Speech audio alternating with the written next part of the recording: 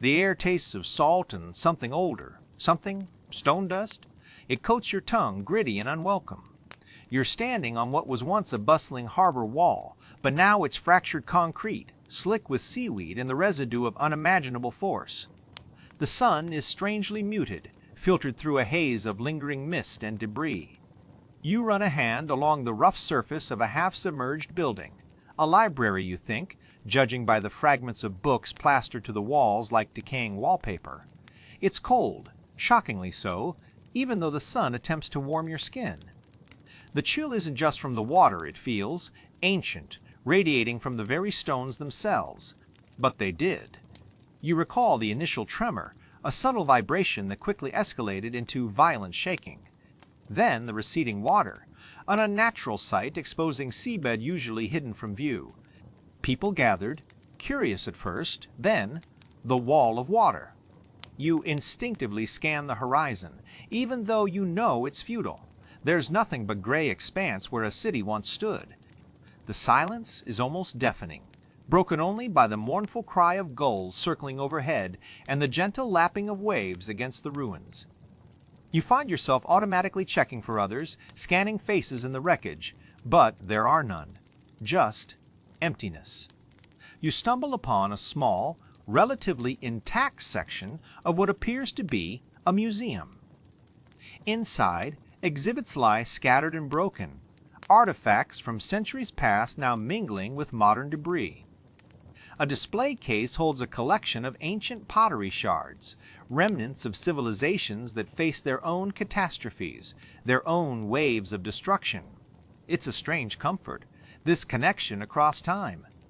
You notice something glinting in the rubble, a small, waterproof container. Inside, a handwritten note, "Remember what the stones teach us. They endure. We must adapt." The handwriting is unfamiliar, but the message resonates deeply. You clutch the note tightly, a fragile lifeline in this desolate landscape. The sun begins to set, casting long, eerie shadows across the ruins. You find a relatively sheltered spot amongst the wreckage and settle down for the night, shivering despite your efforts to stay warm. The weight of loss is immense, but beneath it, something else stirs. A quiet determination. Survival isn't just about escaping the wave. It's about rebuilding, remembering, and learning from what has been lost. You look up at the stars, pinpricks of light in the vast darkness. They've witnessed countless disasters, countless cycles of destruction and renewal. And you realize, with a sudden clarity, that even amidst the ruins, life will find a way. It always does. The echoes in stone aren't just reminders of what was lost. They are whispers of resilience, urging you forward. The air tastes of salt and something older, something, stone, ground to dust. You cough, a gritty film coating your tongue. It's not the clean tang of the ocean, you know. It's heavier, burdened with memory. Around you, the remnants of what was once a coastal village cling to the cliffs like desperate fingers. Not destroyed exactly, reshaped. The buildings aren't rubble, but smoothed, rounded forms as if sculpted by an immense hand. You run your palm across a wall. It's cool, slick with perpetual dampness, and strangely polished. Old Man Tiber, always warning about the sleeping dragon beneath the waves. Dismissed as folklore, of course. Until the earth shuddered and the sea rose. Not in a crashing wave, but as a wall, an impossible liquid mountain that swallowed everything whole. You weren't here then, not consciously. This is a remembering. A genetic echo, perhaps, passed down through generations who survived, adapted, rebuilt. You walk further inland, the ground sloping upwards. The stone structures become more frequent, more elaborate. They aren't homes anymore. They are terraces, retaining walls, intricate networks designed to channel water and withstand unimaginable force. You notice small openings carved into the rock face, almost hidden. Looking inside, you see evidence of gardens, carefully cultivated even now, centuries later. Someone is still tending to this place. A figure emerges from one of these openings, a woman, weathered like the stone around her, her eyes the color of sea glass. She doesn't speak, doesn't offer greeting. Just watches you with an unnerving calm. You try to ask where you are, what happened, but the words catch in your throat.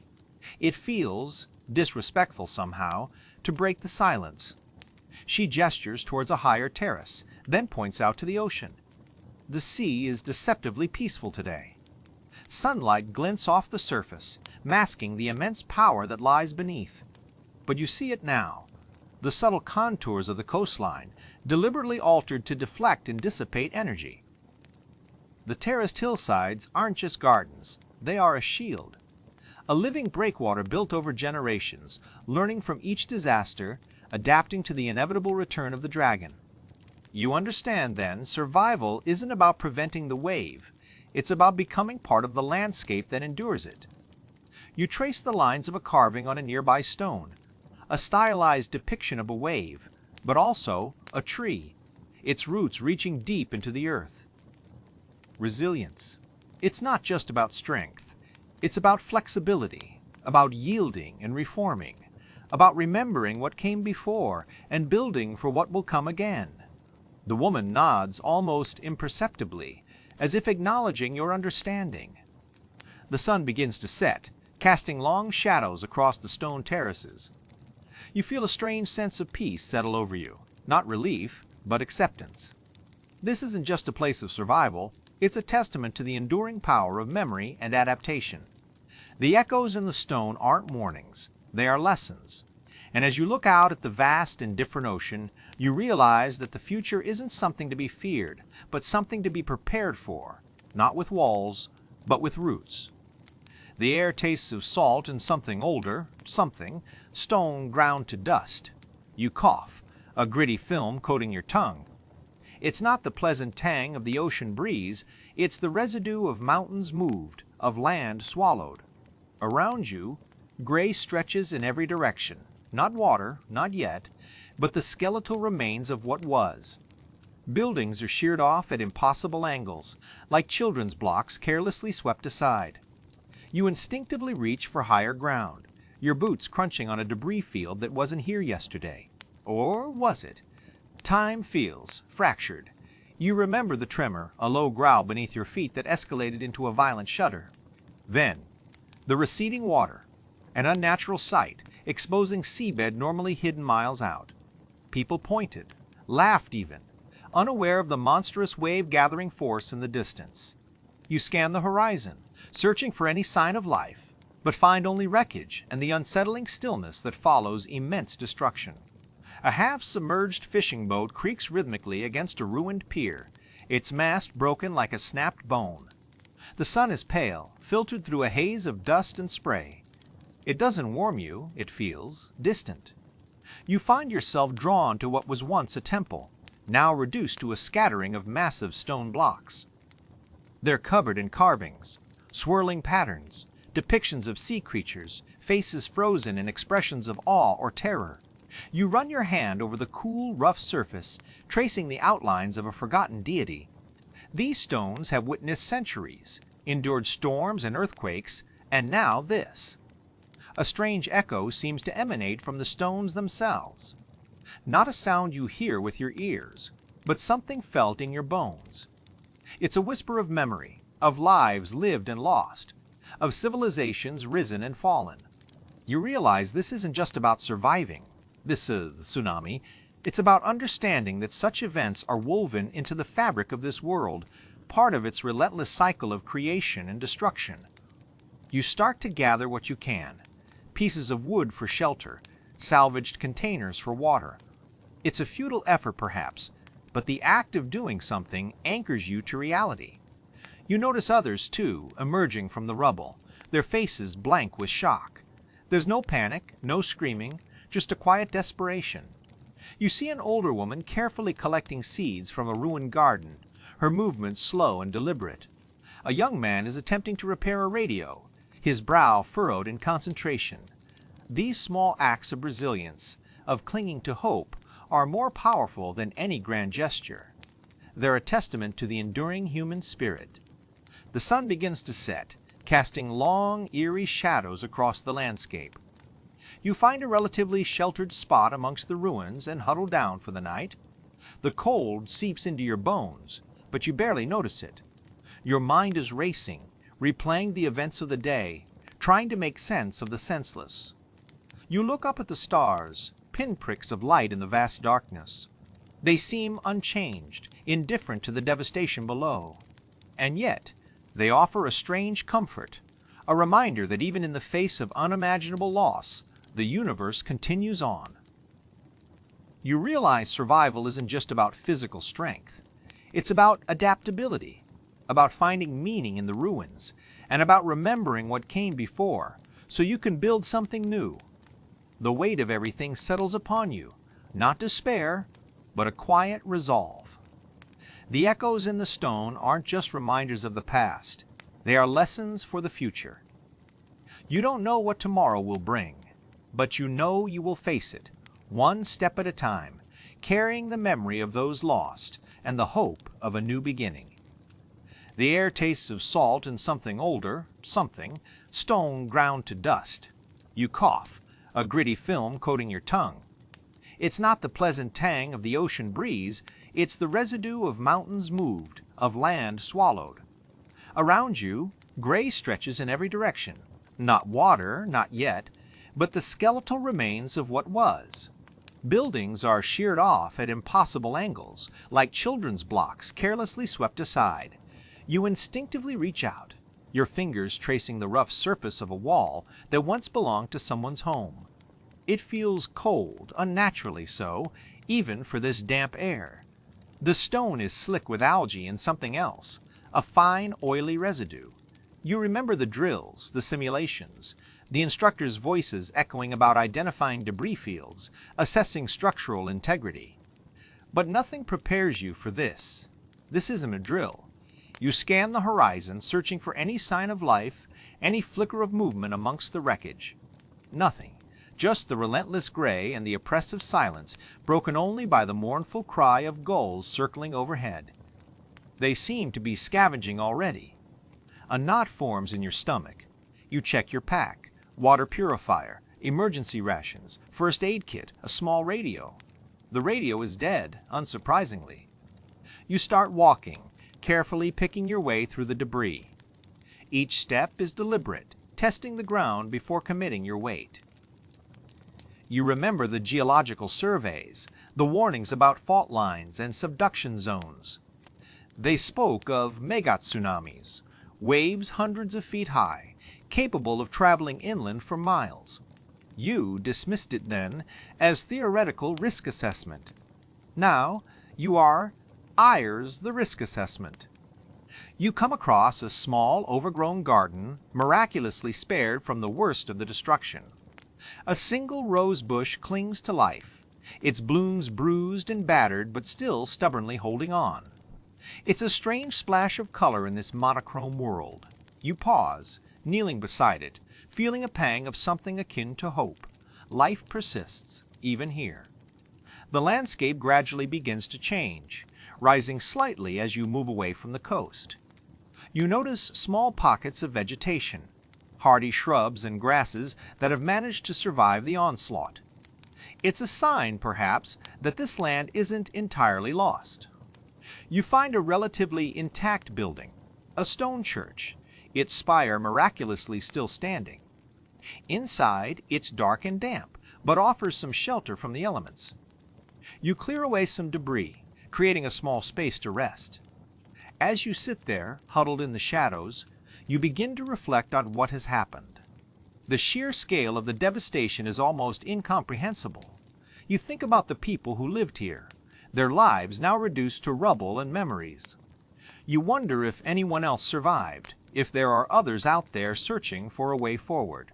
And then you realize, survival isn't just about finding food and shelter. It's about remembering what was lost, adapting to the new reality, and facing the future with courage and resilience. The echoes of the past resonate within these stone walls, reminding you of the fragility of life and the enduring power of the human spirit. You are a witness now, a keeper of stories. And as you look out at the ravaged landscape, you know that your journey has just begun. The world has changed irrevocably, but so have you. You carry within you the weight of loss, but also the seeds of hope. The air tastes of salt and something older, something, stone, ground to dust. You cough, a gritty film coating your tongue. It's not the clean tang of the ocean, you know. It's heavier, burdened with memory. Around you, gray stretches in every direction. Fractured concrete, skeletal remains of buildings clawing at a bruised sky. The sun is weak, filtered through perpetual haze. You run a hand along a smooth, cool surface. It's not natural rock, but polished granite, part of what was once a seawall. Now it's just debris, a broken spine against the relentless ocean. You remember stories, whispers really, from your grandfather about the great wave. He spoke of how the sea rose up and swallowed everything, leaving only echoes in stone. You walk further inland, or what was inland. The landscape is eerily flat. It's not just that buildings are gone. The land itself feels reshaped, like a giant hand swept across it, smoothing out hills, filling valleys with debris. You notice small things. A child's brightly colored plastic shovel half buried in the mud, a twisted bicycle frame leaning against a shattered wall. Ghosts of ordinary lives. A flock of seabirds circles overhead, their cries sharp and mournful. They don't seem to be searching for food, they just drift. You feel an odd kinship with them. Lost, displaced, circling the ruins of a world that no longer exists. Your boots sink slightly into the damp earth with each step. It's cold, seeping through the worn leather. You find yourself drawn to what was once a town square. A single gnarled tree stands in the center, its branches bare and twisted like arthritic fingers. Around it, fragments of mosaics, tiny pieces of colored glass, glint in the weak sunlight. Someone tried to rebuild, to create beauty even after everything. You kneel, carefully picking up a shard of blue glass. It's cool against your palm. You imagine the hands that placed it there, the hope they held. What did they believe was possible? Did they think they could truly outrun the sea? The ocean is quiet now, deceptively calm. But you know better. You feel it in your bones. A low hum of potential energy, a simmering threat. It's not a matter of if it will happen again, but when. The earth remembers. The water remembers. The water remembers. You stand up, brushing the dirt from your knees. There's no point in dwelling on what was lost. Survival isn't about remembering, it's about adapting. It's about learning to read the signs. The subtle shifts in the wind, the unusual behavior of animals, the unsettling stillness of the sea. You start walking again, heading towards higher ground. Not with hope exactly, but with a quiet determination. You don't know what you're searching for, or if there's anything left to find, but you keep moving, because even in the face of overwhelming loss, something compels you forward. The weight of the past is heavy, but it doesn't crush you. It grounds you. The echoes in stone remind you not just of what was lost, but of the resilience of those who came before. And maybe, just maybe, that's enough to face whatever comes next. The air tastes of salt and something older, something, stone, ground to dust. You cough, a gritty film coating your tongue. It's not the clean tang of the ocean, you know. It's heavier, burdened with memory. Around you, the remnants of what was once a coastal village cling to the cliffs like desperate fingers. Not destroyed exactly, reshaped. The buildings aren't rubble, but smooth, rounded forms, as if sculpted by an immense hand. You run your palm across a wall. It's cool, slick with perpetual dampness. It feels less like stone and more like bone. This isn't weathering. This is the aftermath of water possessing unimaginable force. You remember the stories now, fragments surfacing from childhood, tales of the great wave, the one that swallowed islands whole. Dismissed as folklore then, but here it's etched into every surface. You walk further inland, and the landscape shifts again. The ground rises subtly, a gentle slope leading towards what was once farmland. Now, It's a field of smooth, gray pebbles stretching for miles. You pick one up. It's surprisingly light, almost porous. It wasn't always like this. You picture fields of rice swaying in the breeze, families tending their crops. Gone. A figure appears on the ridge above you. An old woman, weathered and stoic, clad in patched clothing. She doesn't acknowledge your presence directly, but her gaze sweeps over you with a knowing sadness. She's collecting something from the pebbles, carefully sorting them into piles. Shell fragments? Seeds? Something to rebuild? You watch as she works, noticing how deliberately she moves, each action measured and precise. There's no frantic energy, no despair, just quiet resilience. It strikes you that survival isn't about fighting against the inevitable. It's about adapting within it. About finding a way to rebuild, even when everything has been irrevocably altered. You try to imagine yourself in her place, facing such devastation. Could you sift through the remnants of your life with such calm? Could you find purpose amidst the ruins? The thought is unsettling. You realize this isn't just about surviving a tsunami, it's about surviving afters the tsunami. The long, slow process of rebuilding not just structures, but hope. The sun begins to set, casting long shadows across the pebble field. The air grows colder and you shiver. You notice the old woman has finished her work and is now walking away, disappearing into the gathering darkness. She leaves behind a small pile of carefully sorted pebbles, a tiny act of defiance against the immensity of loss. You look out at the horizon, where the ocean meets the sky in a seamless blend of gray and purple. The sea seems calm now, deceptively peaceful. But you know better. You feel the echoes of that ancient power resonating within the stone, within the air, within yourself. It's a reminder that nature is both creator and destroyer, and that our existence is always precarious. The weight of it settles on your shoulders, not as fear but as acceptance. The world changes. We change with it, or we are lost. And sometimes, all that's left is to gather the pebbles and begin again. The air tastes of salt and something older, something, stone, ground to dust. You cough, a gritty film coating your tongue. It's not the clean tang of the ocean, you know. It's heavier, burdened with memory. Around you, gray stretches in every direction. Fractured concrete, skeletal remains of buildings clawing at a bruised sky. The sun feels weak, filtered through perpetual haze. You run a hand along a smooth, cool surface. It's not natural rock, but polished granite, part of what was once a seawall. Now it's just debris, a broken spine against the relentless ocean. You remember stories, whispers really, from your grandfather about the Great Wave.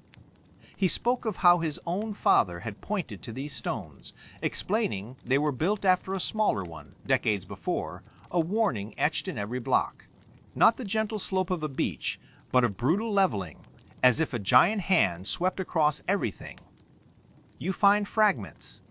A child's brightly colored plastic shovel, half buried in silt, a twisted metal frame that might have been a bicycle, a waterlogged photograph showing smiling faces you'll never know. The silence is the worst part. Not complete silence, but a muffled quiet punctuated by the mournful cry of gulls and the constant rhythmic pulse of the waves. It's a sound that should be comforting, but here it feels threatening. Like the ocean is holding its breath, gathering strength for another blow. You notice others. Figures moving in the distance, scavenging amongst the wreckage. They don't make eye contact. There's no community, just individual survival. Each person a ghost haunting their own personal ruin. You see one woman carefully sifting through rubble, her movements slow and deliberate. She finds something small, clutches it to her chest, then continues searching. You try to recall the emergency drills they had, back when you lived closer to the coast. The sirens, the evacuation routes. They seem like a distant dream now, irrelevant in this new reality. You remember thinking they were an inconvenience, disrupting your day. Now you'd give anything for that inconvenience. You stumble upon what was once a park. A single gnarled tree stands defiant amidst the devastation, its branches bare and twisted. Around it, scattered like fallen leaves, are smooth, gray stones, brought here by the wave, deposited as markers of loss. You pick one up, feel its weight in your hand. It's cold, strangely comforting. You realize this isn't just about surviving the tsunami. It's about surviving what comes after. The rebuilding, the remembering, the adapting to a world irrevocably changed. It's about finding meaning in the wreckage and carrying on even when everything feels lost. You look out at the ocean again, no longer with fear, but with a grim acceptance. The sun dips lower, casting long shadows across the ruined landscape. The air grows colder. You know you need to find shelter, something, anything, before nightfall. But as you turn away from the sea, you hold on to that stone, a small piece of the past, a reminder of what was, and a fragile hope for what might be. It's a heavy weight in your palm, but somehow it feels right.